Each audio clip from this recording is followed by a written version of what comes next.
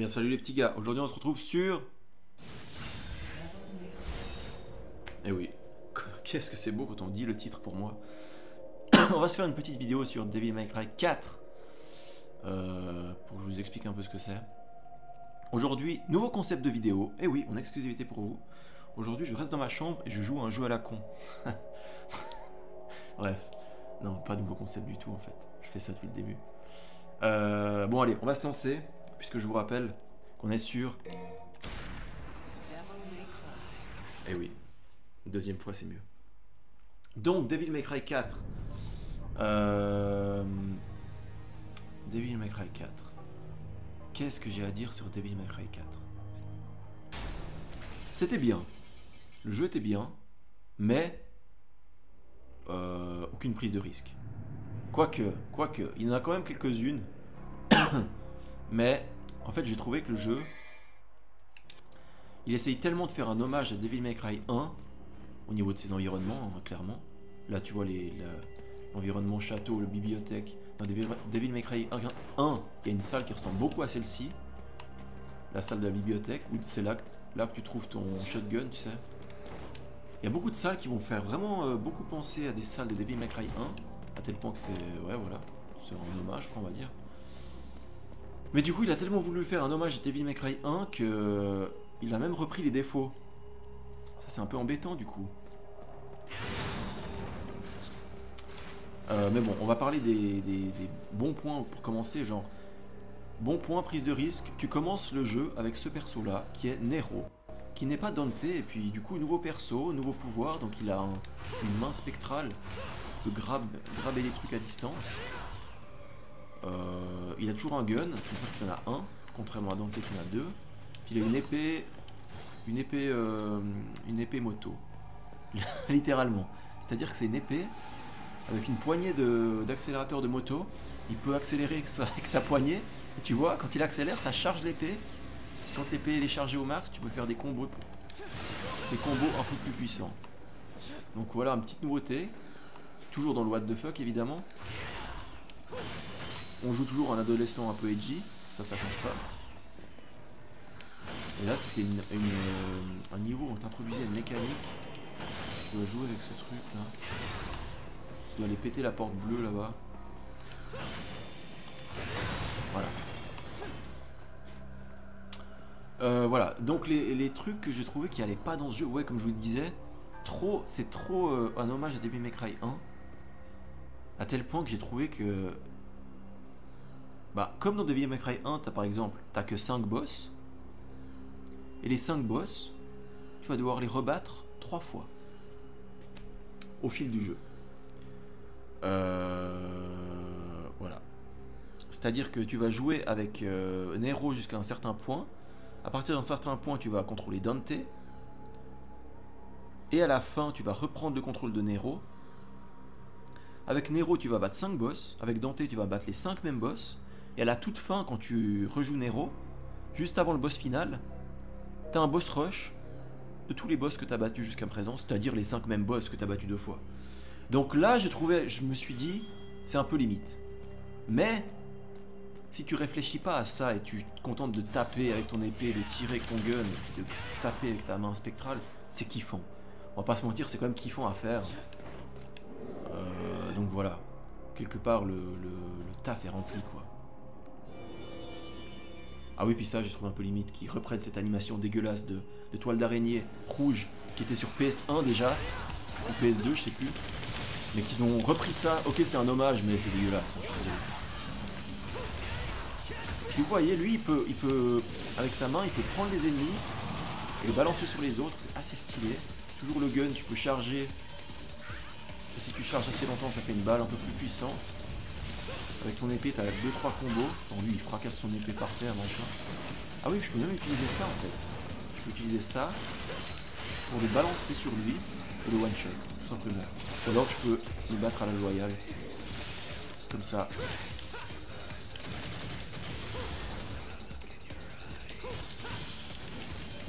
Ah ouais, le saut, c'est vraiment la meilleure esquive du jeu.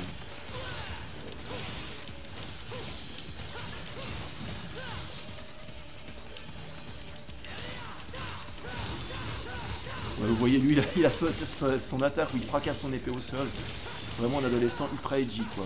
Il est ultra violent. Il manque plus qu'une guitare qui pète sur un ampli et puis voilà, quoi. C'est une rockstar.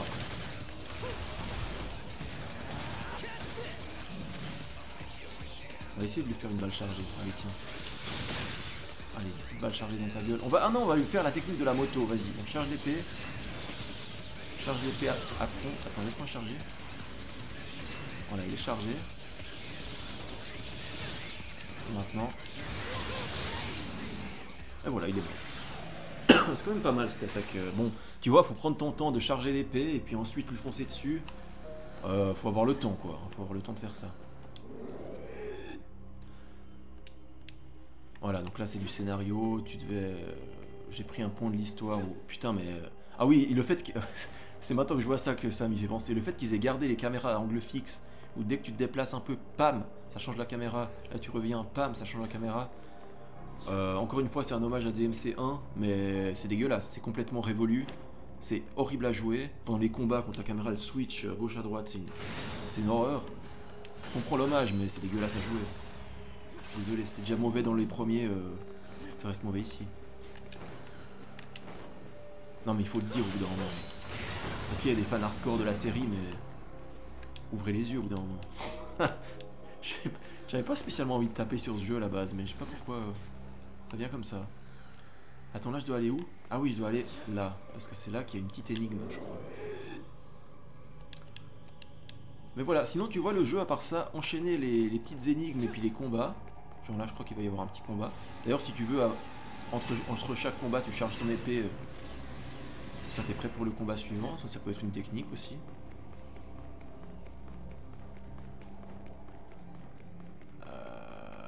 Attendez, comment je fais là?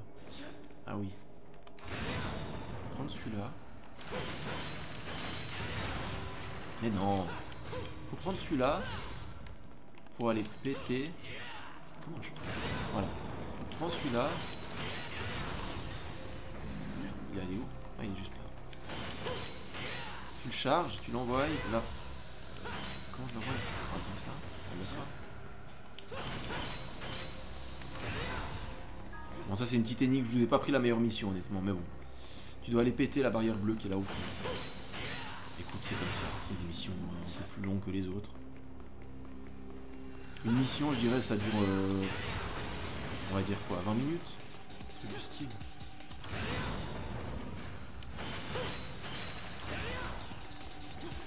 Ça dégage. Ça dégage.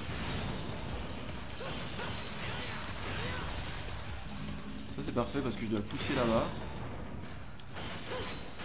Puis en le poussant en chemin, ça atomise tous les ennemis sur la route. Après, si vous voulez, je peux vous montrer un peu du combat. Faire des trucs comme ça. Hop, puis envoyer en l'air. Attends, oui, il y a une technique spéciale. C'est quoi? Ah oui, tu peux faire une petite scie sauteuse en l'air, ou je sais pas comment tu vas faire ça. Charge le gun, paf, ou bien sinon tu peux faire un grappin. Hop, tu le ramènes. Non, attends. Hop, tu le ramènes à toi, tu le prends. Il y a quand même des possibilités. Hein. Tu peux te marrer en combat, il y a plein de possibilités. C'est ça qui est cool, à tel point que des fois tu sais plus quoi choisir. Tu réfléchis à quelle attaque utiliser sur les ennemis, tellement t'as de choix. Mais du coup c'est ça en fait, c'est faire des combos, taper, taper. Et puis voilà, on a mis celui-là. Maintenant il faut qu'on mette l'autre.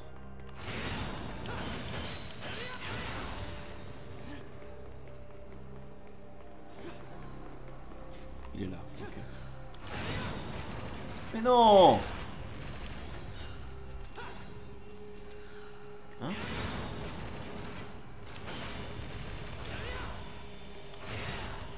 C'est insupportable, mais...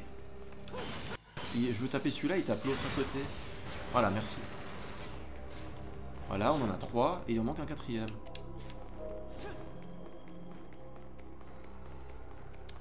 Et le 4ème, il est... Ah, voilà, il est là, je me souviens. Je crois, hein. Peut-être bien que oui, peut-être bien que non. Ouais, ça en fait, ces toiles d'araignée rouges dégueulasses, c'était dans Devil May Cry 1. Je comprends l'hommage, mais ça reste dégueulasse, je suis désolé.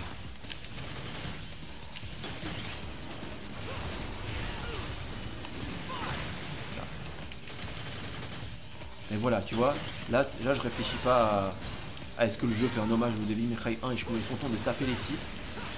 Bah c'est la meilleure partie du jeu.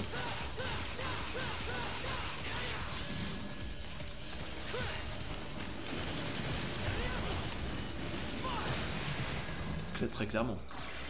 C'est ça reste du fun en permanence en fait. Voilà, il est là. Donc là c'est le dernier. Je le ramène là-bas. Merde.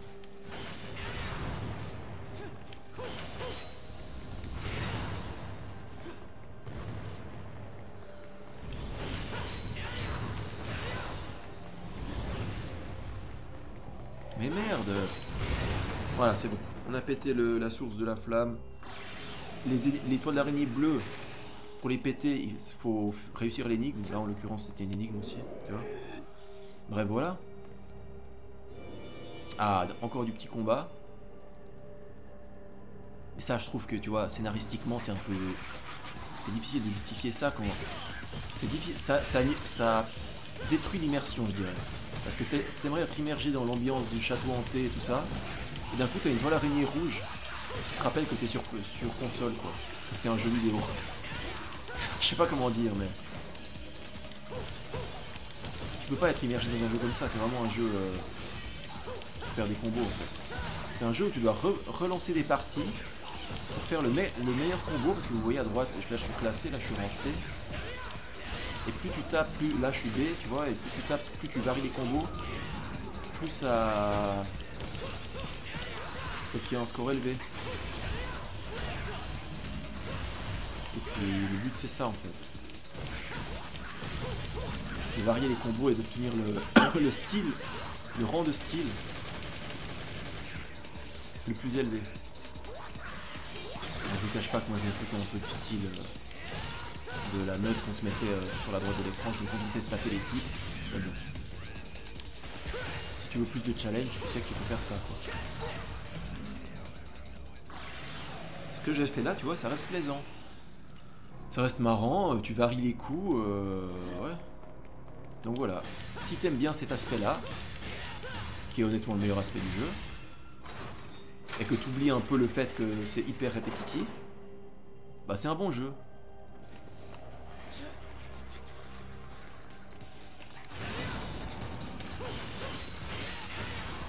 Voilà, j'espère qu'il a été au bon endroit. Évidemment non. Il est revenu vers moi. Là aussi. Nice, je dois le faire passer dans le trou en fait. Oh, il est passé? Non, il n'est pas passé. Il est passé? Non, il n'est pas passé. Putain, mais c'est une blague là. Ah, mais à toi.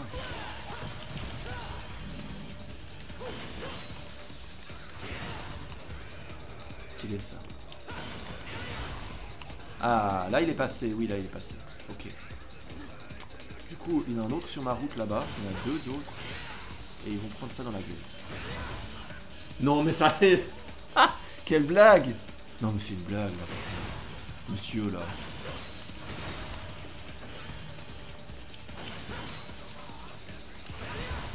Ah voilà, merci. Là on est mieux.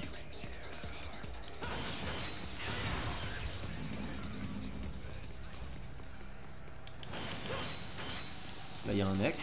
Ah, il n'y a plus de mec.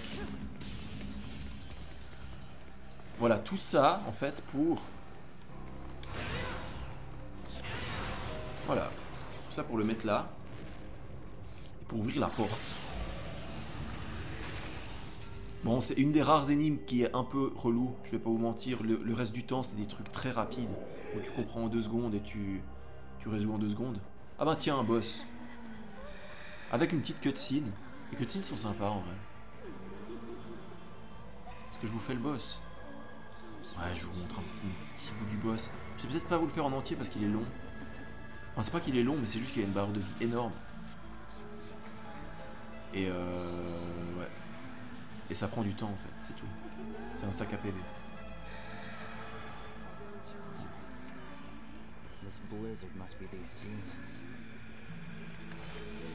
Ah oui, c'est vrai que j'ai pas pensé à vous dire ça, mais le jeu est assez sexualisé quand même.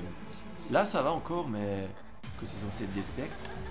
Mais il y a des personnages féminins, notamment un personnage féminin, on va dire qu'il y a peu de tissu sur le corps, quoi.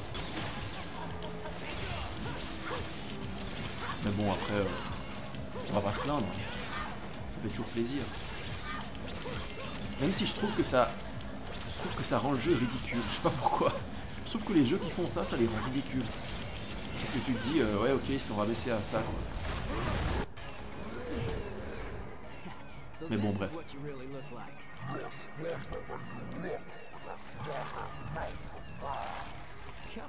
Oui, puis comme je vous disais au début, tu as toujours la possibilité de refaire le jeu. Si vous l'avez dit.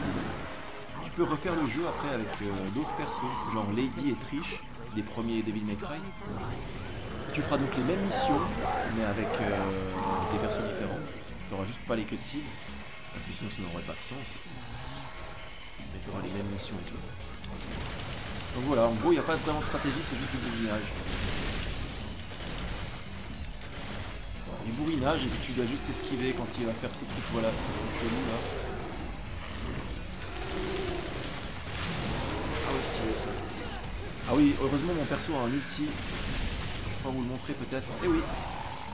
Voilà.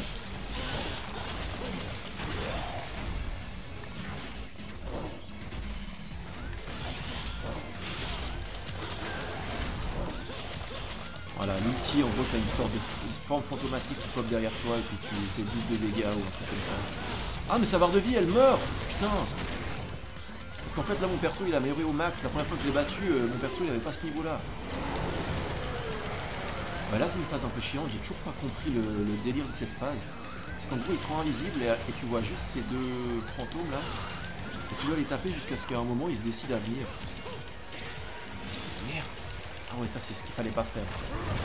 Sinon il bouffe. Voilà. Allez je vous fais le boss en entier.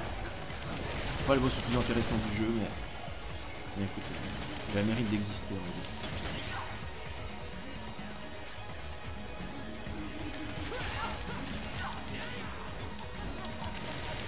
Faut sauter pour pas te laisser choper par ces saloperies. Il y a une à terre.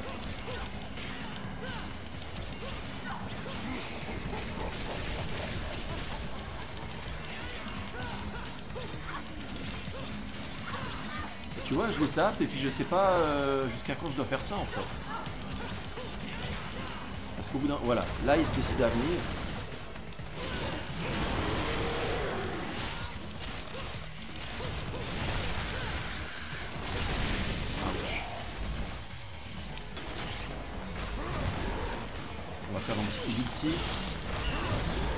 Il m'a bouffé? Non, il m'a pas bouffé. Il m'a raté.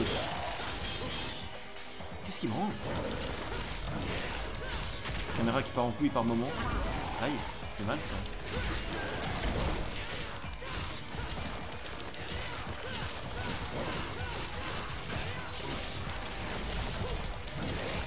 ça. Et voilà. C'est du bourrinage, je t'ai dit. Hein. C'est vraiment du gros bourrinage.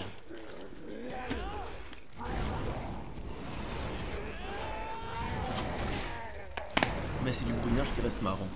Je comprends qu'on pourrait pas aimer, parce que c'est très répétitif. Mais écoute, le combat est fun. Moi j'apprécie les combats.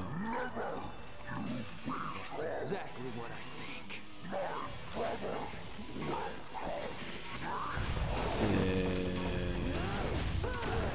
Comment, si je dois vous dire mon avis global, j'ai apprécié le jeu, tout en étant conscient des défauts. Comme je vous l'ai dit, des trucs qui allaient pas, je me disais ouais c'est un peu limite d'avoir remis 3 fois les mêmes boss. Mais enfin quand je suis tombé face à 3 fois les mêmes boss, je me disais putain c'est un peu du foutage de gueule. Mais après c'était toujours kiffant à jouer, c'était toujours kiffant à battre et tout, tu vois. Donc bon.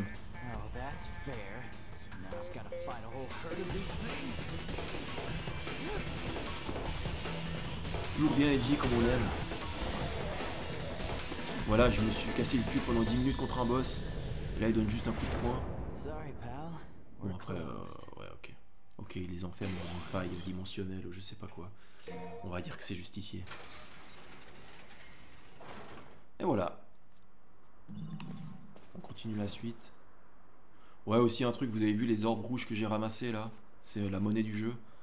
Ils ont gardé le design dégueulasse des orbes rouges du premier Devil May Cry. Je trouve qu'ils auraient pu l'améliorer graphiquement, mais C'est resté les trucs rouges dégueulasses. Bon, encore une fois, c'est un hommage, mais bon. Des fois, on a tendance à oublier que c'était sur Next Gen ce jeu. Parce que là, c'est un jeu qui est sorti donc sur PS3 et 360, mais des fois... Bon, tu le vois quand même, oui, mais... Et voilà, toujours ça, c'est aussi un hommage. À la fin, t'as les traces de gun dans l'écran se pète. Bref, voilà. Beaucoup. C'est du fan service à 100% ce jeu, en fait. Mais qui reste plaisant. Voilà. On passera vite fait sur l'histoire. Qui était pas intéressante. Enfin, pas intéressante. Ouais. Les personnages étaient pas très charismatiques, je trouve. Genre Dante, je sais pas ce qu'ils ont fait à sa gueule. Mais on dirait une autre personne. Et on dirait qu'il a le visage qui a gonflé. Je sais pas ce qui s'est passé. Je ne sais pas ce qui s'est passé, mais... Voilà. Je suis pas fan du design des persos dans ce jeu, en fait. Tu vois, voilà, là c'est Dante à droite. C'est pas le Dante qu'on connaît des 3 premiers, on est d'accord. C'est une autre gueule, ça. Bref. Après, par contre, le caractère est là. Il est toujours en mode... il va se la péter contre les boss les plus impressionnants, des trucs comme ça, tu vois. Mais bref, à part ça, le jeu reste bien. Le jeu reste bien, évidemment que ça reste bien. Évidemment que ça reste bien. Attendez, je peux vous montrer un truc, là? Oui, il y a toujours le mode arène, où tu vas combattre des vagues d'ennemis en boucle. J'ai envie de dire, c'est le meilleur mode du jeu. C'est-à-dire que c'est le jeu, on t'enlève les petites énigmes à la con, on t'enlève les allers-retours à pied dans un château, et c'est juste du combat. C'est juste le mode qu'il fallait en fait. Ils ont juste condensé la partie la plus kiffante du jeu, et puis voilà, tu choisis le perso que tu veux, et t'enchaînes les arènes. C'est le meilleur mode en fait, tout simplement. Bref, voilà, je pense que j'ai fait un peu le tour. Puis voilà. C'est du bon. Et je me réjouis de jouer au 5, puisque à ce qui paraît, c'est le meilleur des 5 de très loin. Donc, je ne peux que me réjouir. J'attends juste qu'ils soient en solde, et je me le ferai sans attendre. Voilà. C'était mon avis sur Devil May Cry 4. Je vais vous laisser là-dessus. J'ai pas grand chose à vous dire de plus. Je vous dis ciao, c'était Julien. A plus.